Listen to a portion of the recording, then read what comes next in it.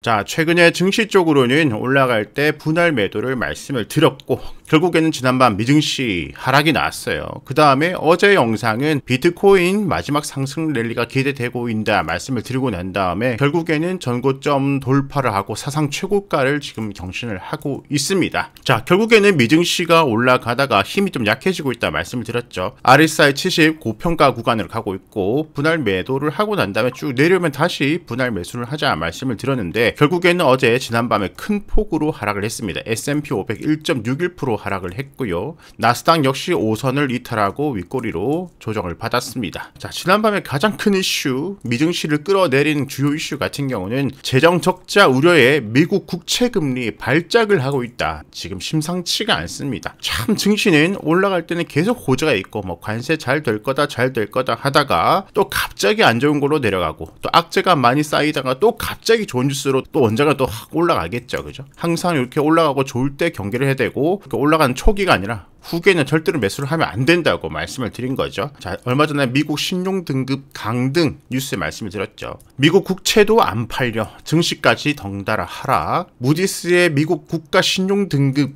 강등 이후에 처음 열린 미국채 경매에서 수요가 크게 부족한 것으로 나타났다. 이에 따라서 국채 금리는 상승하고 뉴욕 증시는 하락했습니다. 스파르탈 캐피털 증권의 이코노미스트는 20년물 국채 경매 후에 우리는 가라앉고 있는 것 같다면서 관세와 예산 싸움에 대한 우려가 여전히 남아있는 가운데 국채 금리가 이렇게 급등하면 주식에는 힘든 역류가 될 수 있다고 분석을 했습니다. 실제로 어제는 이런 분석과 똑같은 심리로 미증시가 하락을 한 거고요. 트럼프 대통령이 감세 법안 의회 통과를 위해서 공화당 강경파를 압박하면서 재정 적자 확대 우려를 키운 것도 국채 경매 흥행 실패 원인으로 지목이 되고 있습니다. 합동조세위원회는 메가 법안 초안을 분석한 결과 법안 통과 시 향후 10년간 연간 정부 재정 적자를 2조 5천억 달러 이상 증가시킬 것으로 추산을 했습니다. 지금 트럼프가 관세, 감세, 어떤 정책을 낼 때마다 다 경제학자들은 경제가 안 좋아질 것이라고 계속 보고서를 내고 있죠. 그죠? 아무리 봐도 트럼프는 좀 이상한 것 같아요. 거기에 안전한 일본 국채까지 신화가 흔들린다. 20년물 입찰, 최저 쇼크. 국제적으로 달러, 그 다음에 유로와 일본 엔화, 이렇게가 가장 중요한 화폐들인데 미국에 이어서 일본까지 문제다. 자, 이 심각성을 좀 분석을 해보자면은, 자, 첫 번째 미국 국채가 뭔가요? 미국 정부가 돈을 빌리기 위해 발행하는 일종의 차용 증서예요. 그러니까 돈을 빌려서 돈을 쓰는 거예요. 그죠? 자, 이렇게 되면은 투자자, 그러니까 기관, 국외 정부, 개인 이런 사람들이 국채를 사주고 정부는 만기까지 이자를 지급을 하게 되죠. 그러면 국채를 왜 발행하나? 세금만으로 감당할 수 없는 정부 지출을 조달하기 위해. 그러니까 사회 보장, 국방, 인프라 여러 가지 돈이 들어가는데 세금만으로는 부족하니까 국채 발행을 해서 메꾸는 거죠. 특히 재정 적자가 커지면은 국채 발행도 많아지게 되어 있습니다. 재정 적자가 많으면 빚 갚는데도 돈이 많이 들어가니까. 그죠? 근데 지금 계속해서 여러분들 뉴스 보시면은 미국 지금 재정 적자가 장난이 아니다. 이런 얘기들 참 많이 듣죠. 개인으로 보면은 돌려막기 카드깡 하고 있는 거예요. 이 카드로 대출받아서 또 저 카드로 대출받아서 이전에 카드 대출받은 거 메꿔놓고 국채 하나하나가 카드로 보시면 될 것 같아요. 그죠? 점점 국채 발행이 늘어날 수밖에 없는 상황이다. 그러면 국채는 대충 알겠고, 그러면 국채 입찰이 부진하다는 것은 말 그대로 발행된 국채에 대해 수요가 기대보다 낮다. 이만큼 팔아야 되는데 이만큼 판 거다. 그러면은 이만큼 모자란 부분 기대보다는 덜 팔았다는 거죠. 쉽게 말해서 정부가 돈을 빌리려고 했는데 사람들이 잘 안 빌려준다 이거예요. 왜 사람들이 국채를 안 사려고 할까? 요거를 한번 생각해 봐야 되겠죠. 이거는 하나로 표현할 수 없고 여러 가지 이유가 있어요. 대표적인 이유로 금리 상승 기대. 자, 앞으로 금리가 하락할 것 같다 그러면은 국채를 살 수가 있는데, 그러면 국채 금리가 올라가서 추가적인 수익이 나니까. 근데 금리가 상승을 하면은 국채 금리는 하락을 하게 되죠. 그죠? 그럼 손실이 된다. 지금 계속해서 전문가들이 트럼프 정책을 보고 앞으로 경제가 안 좋아질 거다. 인플레이션이 다시 올 거다. 인플레이션이 다시 오면은 또 금리를 올려야 되잖아요. 있고요. 금리 인하가 점점 늦춰질 거다 이런 얘기를 하고 있죠. 그 다음에 신용도 하락. 자, 은행이 사람들한테 대출을 해줄 때 신용등급 평가를 하잖아요. 당연히 신용등급이 좋아야 빌려준 거 다시 받을 수 있는 확률이 높아진다. 그런데 얼마 전에 미국이 신용등급 강등이 되었죠. 당연히 사람들의 빌려주려고 하는 심리가 내려갈 수밖에 없다. 그 다음에 국채 공급 과잉. 이미 그전에도 너무 많이 발행돼 있는데 또 발행을 한다. 불안하죠. 그죠? 그 다음에 인플레이션 우려. 인플레이션이 올라가면은 국채 수익률이 올라가도 실질 수익률이 낮아져서 매력도가 감소를 한다. 여러 가지 요인이 있는데 지금 여기 거의 다 해당되지 않나요? 이번 사태가. 자, 입찰 부진이 되면은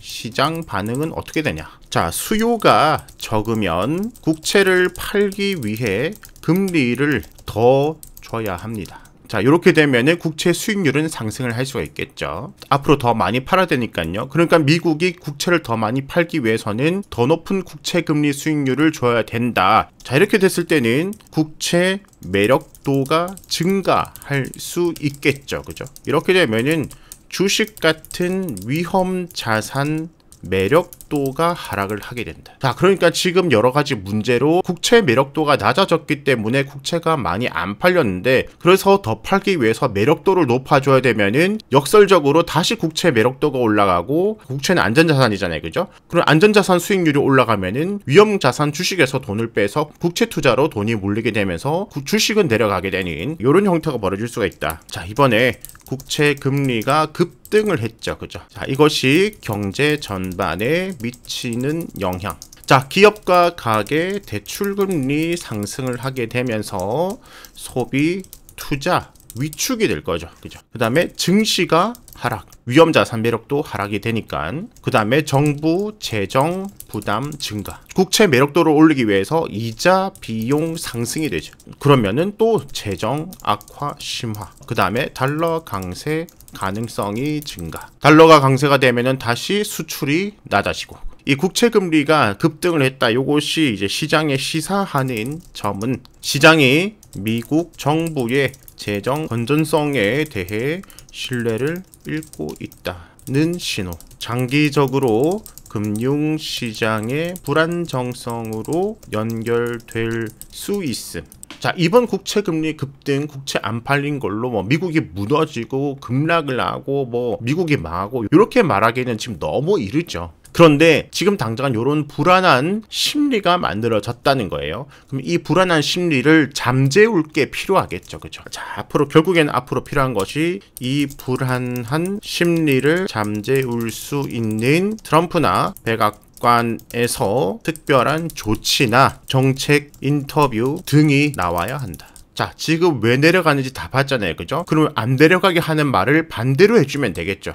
트럼프나 백악관이. 자, 그것이 진정되기까지 미증시는 추가 하락에 대한 가능성을 지금은 가지고 있다. 그것이 이날 하루로 끝날지, 앞으로 일주일 동안 지속될지, 2주 동안 지속될지는 우리는 모르지만 그 사이에 우리가 봐야 될 것은 정확하게 다시 한번 나왔죠. 이 불안한 심리를 잠재울 수 있는 트럼프 백악관에서 특별한 조치나 정책 인터뷰들이 나온지를 우리는 봐야 된다. 자, 그러면 우리가 이렇게 올라갈 때는 매수를 중단하고 미국 지수 ETF 분할 매도를 했다가 이제 내려오면 내려올수록 분할 매수를 할 건데, 자, 일단 진정시킬 수 있는 말이 나와야 되지만 차트적으로 우리가 가이드를 한번 잡아본다면 여기 갭이 있고 그 다음에 1년선이 있습니다. 그 다음에 여기가 20선이 있고 여기가 이제 중요한 지지선이 되겠죠. 여기가 강력한 저항이기 때문에 힘을 한번 빵 쓰고 돌파를 했다는 거고, 이제 앞으로는 여기를 지지를 받아주는지 확인을 해봐야 된다. 쭉 내려오다가 여기서부터는 일부 줍줍을 해볼 수가 있겠죠. 이렇게까지 내려오면은 하루에 2%, 3%, 4%, 5% 이 정도 수준으로 좀 하다가 왕창 사면 안 되겠죠. 또 무너질 수가 있으니까. 그러다가 무너지면은 그 다음 지지라인 거기서 또다시 정책이 나오는지 봐야 되고요. 그죠?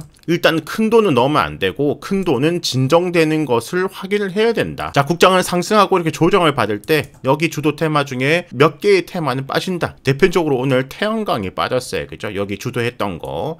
이제 그 빠진 돈이 그 다음 상승에는 다른 곳으로 갈 거니까 지금 이렇게 조정을 받을 때 섹터나 테마 전체가 꽤 잘 지켜주고 있는 테마 섹터를 좀 잘 찾아봐야 될 것 같고, VIP 멤버십 채팅방에는 계속해서 제 생각을 올려드리고 있어요. 자, 4월 5월 초까지 신나게 증시가 상승하고 지금은 단기 조정장입니다. 지금 단기 조정이 들어왔죠, 그죠?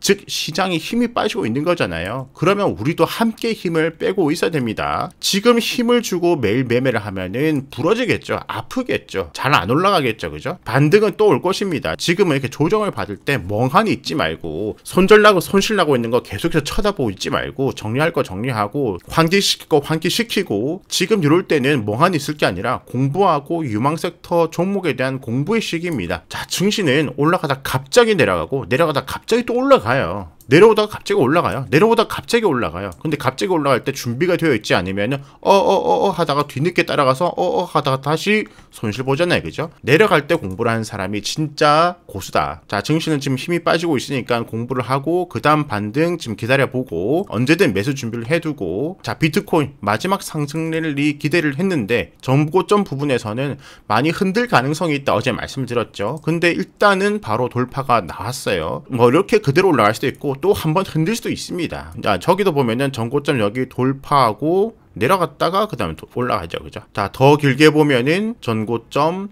돌파 한동안 흔들고 그 다음에 올라가고, 자, 이렇게 또 전고점 돌파하고 오늘 아침에 보면은 속보들 엄청 많이 나왔죠. 비트코인 11만 달러, 사상 최고가 돌파. 역시 속보가 나옵니다. 어제도 말했죠. 11달러, 12달러, 13달러 점점 속보가 많아지고 점점 새로운 사람들이 많이 타면 그때부터 분할 매도로 나갈 것이다, 저는. 자, 어제 영상에서 비트코인 충분히 말씀을 드렸는데도 불구하고 이렇게 되면 사고 싶죠, 그죠? 역시 또 댓글을 보니까 비트코인은 왜 오르는 건지 몰라서 못 사겠는데 지금이라도 들어가야 됨? 여기 제가 좀 충분히 말씀을 드렸는데, 자, 지금 이 위치는 추가적인 상승이 나오더라도 사면 안 되는 곳이다. 지금은 가진 자의 영역이고 조정이 혹시 나오더라도 크게 사기에는 이미 늦었다. 이번 상승 사이클의 시작이 여기거든요. 이미 여기까지 올랐어요. 이미 지금 비트코인 상승장의 중하반기를 지나가고 있거든요. 언젠간 이제 고점을 이번 달에 될지 뭐 올해 말이 될지 내년 초가 될지 모르겠지만 이제 고점을 향해서 가고 있는데, 만약에 사고 싶다 그러면 정말 소액의 금액 잃어도 상관없는, 나는 50만원까지는 난 없어도 괜찮다, 전혀 타격이 없다, 나는 뭐 100만원 요 정도까지는 괜찮다. 그런데 뭐 나는 1000만원, 2000만원, 3000만원 살 거다, 근데 그것을 잃으면은 나는 큰일 난다, 그런 돈은 지금 절대 넣으시면 안 된다. 소액이라도 넣으려면은, 자, 여기가 아니라 이거 타고 그대로 올라가면은 버리는 거, 이번 상승 사이클은 나는 못 먹는 거다, 아예 포기를 하셔야 되고, 상승 다음에 혹시라도 조정이 크게 한번 출렁 온다면은 그때 잃어도 되는, 뭐 누구는 뭐 30만원, 누구는 50만원, 누구는 100만원, 누구는 200만원 그 정도까지는 가능할 수도 있겠다. 다시 말씀드리지만 큰 조정이 한번 온다면요, 다시 한번 전고점 돌파했다는 이 기대감에 개미들 타고 나면은 한 번쯤은 크게 개미 털기 위해서 크게 한번 조정 출렁 줄 수도 있겠죠, 그죠? 그런 게 온다면 말이죠. 하지만 큰 금액 매수는 지금 가시고 있지 않은 사람들은 이번 상승장은 내 것이 아니다가 맞겠죠, 그죠? 왜 오르는 건지 몰라서 이것도 어제 대략적으로 말씀을 드렸어요. 지금 돈이 비트코인으로 몰리고 있다. 특히 이제 국채 금리가 내려가면서 비트코인 매력도가 더 상승했죠, 그죠? 전통적인 자산에 대한 매력도가 떨어지고 또 다른 자산으로 인정되는 비트코인이 올라가는 형태가 보여지면서 기대감 가지고 있다고 말씀드린 비트코인은 결국 상승을 하고 있고, 그 다음에 지금 단기적인 고점을 염두에 두자 말씀드린 증시는 결국 하락을 보여주고 있습니다. 그런데 이것이 영원하지 않겠죠, 그죠? 결국 하락했으면은 결국 며칠 뒤, 몇 주 뒤 상승할 거고, 이 결국 상승한 비트코인도 일자로 상승할 수 없습니다, 그죠? 결국에는 상승에 대한 조정 또 올 것이고, 상승 하락 이 지그재그를 잊으시면 안 되겠습니다. 그리고 오늘 중요한 부분 국채에 대해서 대략적으로 공부를 했는데 좀 이해가 가실까요? 댓글로 한번 남겨주시고요. 우리가 확인해야 될 거 정확하게 나왔죠, 그죠? 미증시가 진정되기 위해서 요런 말들이 나오면은 좋겠다, 또는 뭐 관세에서 엄청난 호재가 또 나오면 좋겠죠, 그죠? 자, 증시 읽어 나가시는데 조금이나마 도움이 되셨길 바라고, 구독, 좋아요, 알람 설정, 댓글 무료입니다.